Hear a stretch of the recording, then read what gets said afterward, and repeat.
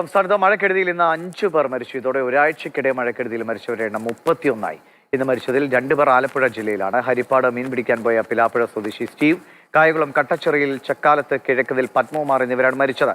ഇന്നലെ രാത്രി മീൻ പിടിക്കാൻ പോയ സ്റ്റീവിനെ വള്ളം മറിഞ്ഞ് കാണാതാവുകയായിരുന്നു. നാട്ടുകാരും ഫയർഫോഴ്സും ചേർന്ന് നടത്തിയ തിരച്ചിലിൽ മൃതദേഹം കണ്ടെത്തി.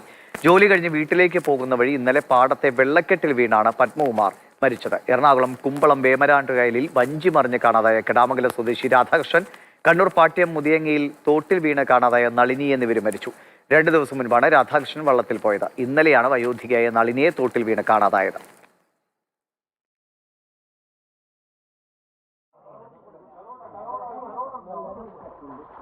മലപ്പുറം കാളികാവിൽ ഒഴുക്കിൽപ്പെട്ട് കാണാതായ ആളുടെ മൃതദേഹം കണ്ടെത്തി. കാളികാവ് സ്വദേശി അബ്ദുൽ ബാരിയാണ് മരിച്ചത്. വ്യാഴാഴ്ച രാത്രിയാണ് മീൻ പിടിക്കുന്നതിനിടെ അബ്ദുൽ ബാരി പരിയങ്ങാട് പുഴയിൽ ഒഴുക്കിൽപ്പെട്ടത്.